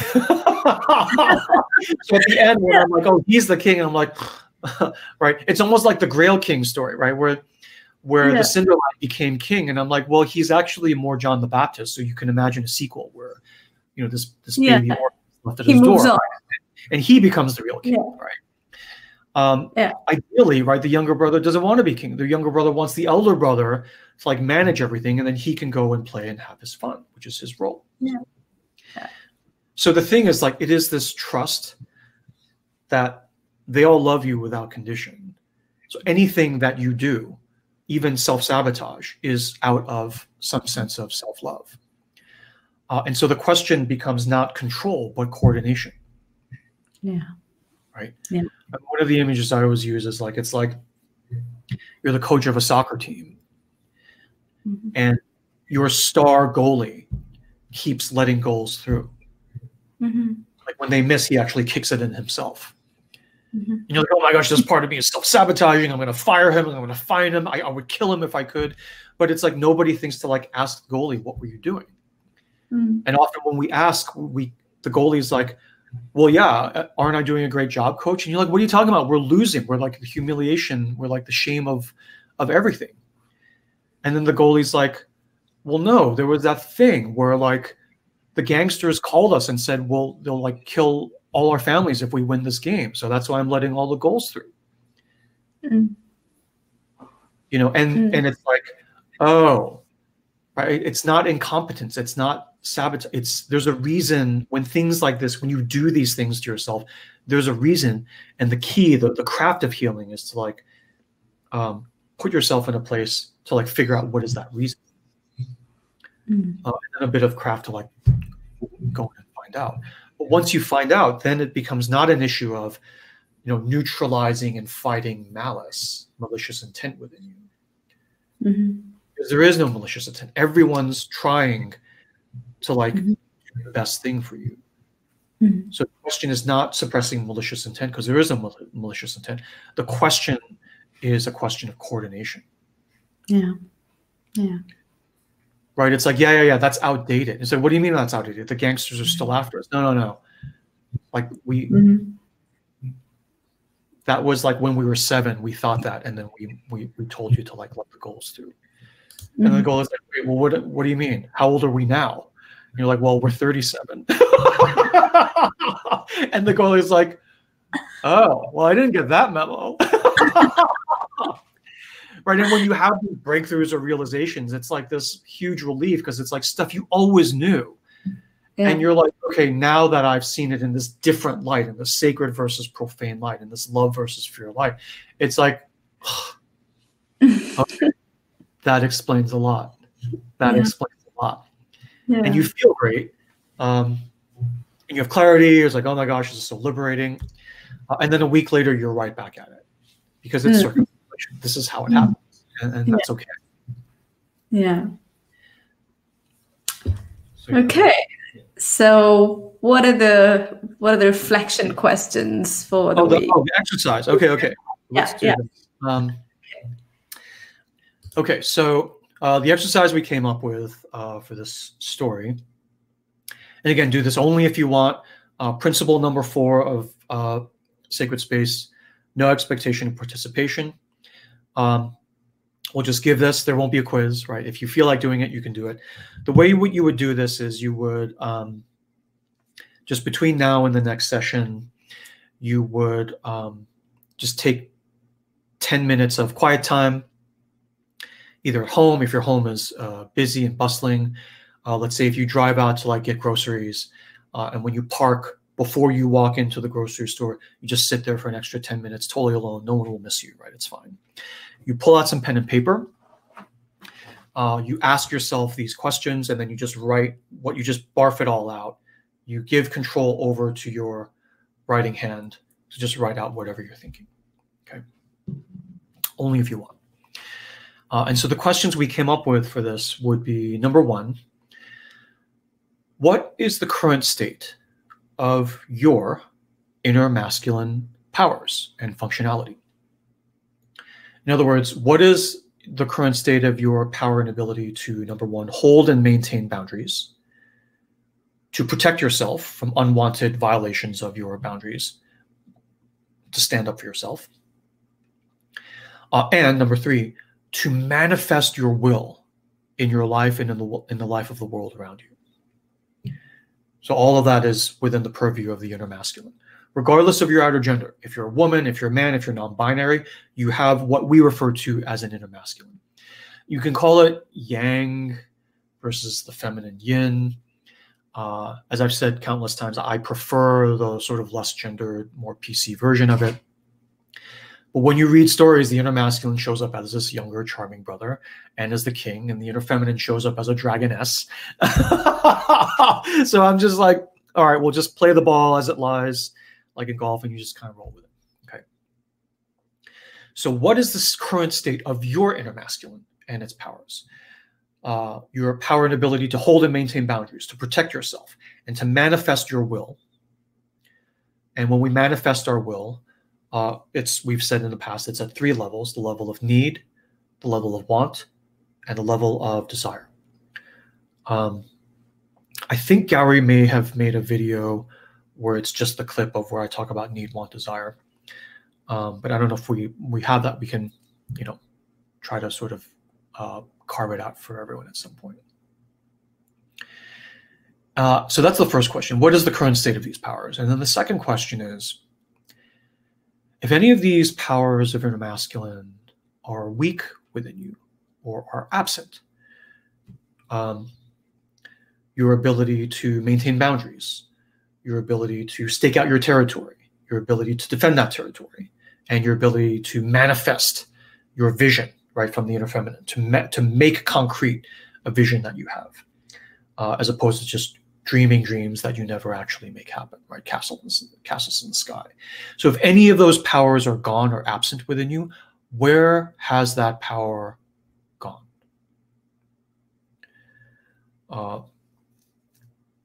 And I'll just echo off the story. The story tells us, and I can tell you just from my experience working with like thousands of people over the years, those powers never leave you. They're only suppressed. Those powers within you are tied to a tree in the forest, but they're still perfectly serviceable. And we just need to go, it's not easy, right? But it's there, right? You are never able to kill these powers within you, only suppress them. These powers within you don't die until you die. And then even then, who knows? A la the golden thread, right? So one way in healing, we try to track these lost powers to try to kind of follow the breadcrumb path back to where we can find them and get them back, is to ask if they were suppressed under a different name, right? Because no one ever tells you, oh, I want you to like stop protecting yourself. That's such a horrible thing to say, right? No one who thinks of themselves as a righteous, good person would ever say that to you. We try to tell it to you in a sort of different oblique way. And not even through malice. We tell it to you the way it was told to us. It's like, oh, this is what they told me to do, so I'm telling you to do the same thing. And it's often very poisonous. In a patriarchy, for instance, we don't tell a girl, to suppress her power of voice, which is, by the way, how you often deploy inner masculine power to maintain boundaries, right? To say, hey, back off, I don't like that. Or to say, no, right? Stop, right? So voice, it's not just like drawing your sword and like cutting the other person down. Voice is how we use that. So in a patriarchy, we don't tell a girl outright to suppress her voice. That would be too obvious. We tell her she's too chatty or too bossy, and we frame it as negative. And we do these oblique threats of like, well, who's going to marry you if you're so bossy, right? Guys are going to be intimidated by you if you speak your truth, or come across as too smart. And it's like, too smart. It's like, it's just how smart I am. And say, yeah, but it's too smart. So you end up, getting this sort of crappy advice, crappy, well-meaning, not consciously malicious advice to suppress your own voice. Infinite number of additional examples, but that's just one common example. For a young man, for a young boy, in Western society especially, if you show sensitivity, if you show empathy, right? If you like are on the soccer field and you like, accidentally foul the other player, but you foul a little too hard and he's on the ground crying. And if you run to him and say, dude, I'm so sorry, it's like, that's not okay. You go off the side, take a knee, maybe smirk at the camera when it's showing at you, right? That's what you're supposed to do. If you show too much sensitivity and empathy, it will be shamed as being weak, incompetent, and you're threatened to lose love. It's like, who's going to marry you if you want that? Right? Your friends are all going to leave you. Who's going to hire you? How are you going to get a job? Who's going to want a guy like that who is sissy, right? Sissy is a shaming word in our society. Sissy literally means sister. So for some reason, somehow, obviously it's because it's patriarchy, being like a woman is to be ashamed of. One of the proudest moments in my life as a dad to my son, who's 14, is like he has his hair long. Actually, my hair is long because his hair is long. He just started growing it, and he looked cool. So I grew my hair long for the first time several years ago. And with his long hair, he was often mistaken for a girl in restaurants, on the street. An Italian restaurant, where the waiter would come, "Signorina, here is your like dish," and it never bothered him. He would like smirk a little, but it never bothered him. And finally, one day, one of his uncles was like, "Dude, doesn't it bother you that like people mistake you for a girl?" And he literally just looked at him. Wasn't even trying to make a statement. He was just like, "No, it doesn't bother me." And he's like, "Why not?" And my son was like, "I don't know. Why is it bad to be a girl?" Right? And the whole table just like went silent. I mean, it's just a more traditional, aunts and uncles around, went silent. And I was practically levitating, glowing, radiant, like lifting off my seat, right? But basically the implication is girls are not inferior. Right? It wasn't even some intellectual thing. It was just what he is in his being. It's like, girls are not inferior. So if you mistake me for a girl, why would I be insulted? Right? So it's like, I'm Chinese, right? I don't regard a Japanese person as inferior to me. I don't regard a Korean person as inferior to me. So if you mistake me for being Japanese or Korean, I'm not insulted, right? In a similar way, if I'm wearing my mask and someone thinks, I'm a woman because of my long hair, similarly, I'm not insulted either. So anyway, I'll stop railing against the patriarchy for a minute here and just say, for the exercise, where is your power? Where is your inner masculine power? If any of those have a gap in them, where are they stuffed down? Right? And typically they're stuffed down because somebody told you to stuff them down, because somebody told you it was bad and you shouldn't do it. So what were you told? One way to sort of get in this is what were you told was bad about you as a kid? Right? What were you told that you shouldn't do? Either specifically you personally, or just generally, right? It's like boys are supposed to be like this, girls are supposed to be like that. And where you like took it to heart, it's like, okay, well, I need to, even if you're like, I don't believe that anymore. But at the same time, you're like, well, yeah, when I was a kid, I definitely was stressed about that. And I took measures to like conform to that. Then the obvious, line of inquiry is like, well, what scaffolding from that is still left, right? If you're in a work meeting and you don't speak up because it's like, you know, the boss is a guy and he's talking over you. I'm not saying like punch him in the face, but it's like, you know, there's a reason you don't talk over him, right? And that's I mean, this is a larger healing question. This is what we do in healing, right? So in healing, we often go down these lines of inquiry and we sort of unpack and try to find the thing to sort of bring that part of you back, to bring the dragon part of you back, so that regardless of your gender, you have the dragon of your inner masculine back with you, and you have the visionary, nurturing, nourishing dragon of your inner feminine with you, so that when you march forward with your army into the world to follow, find, and fulfill your bliss and meaning and purpose in life, you have the dragons by your side, and they are just, you know, nobody's even messing with you. You don't even fight the battle. The other side's just like, yeah, we're out. We're out. Can we just discuss terms? It's like, yeah, absolutely. You guys are exiles too. Come on. Let's like build this thing together. Okay. So that's it. That's our session for today. And we're at time, so I'll go ahead and close the session. Our next session is next Sunday, same time and place. I'm just going to dump this link out for you in the chat. It's free, open to others. Please invite your friends only if you want. Put that there. And you can sign up for it now. And I hope to see you there, but no pressure. And then now I'll go ahead and close the session. So I hereby close this session of our shared sacred space. Thank you for holding this space together with me and us. Thank you to Gowrie for powering through your not feeling well and being with us anyway. I really appreciate you so much, so thank you again. And thank you all for sharing and holding this space with me and us. And thank you for sharing the nourishment, the emotional nourishment, the spiritual nourishment that comes from of the shared sacred space with us. I give you my blessing. Go in peace, bestowed with blessing, free of fear, free of threat, and free of the undue control of others. Have a great day, have a great week, and I will see you all in the next session. Thank you. Thank you.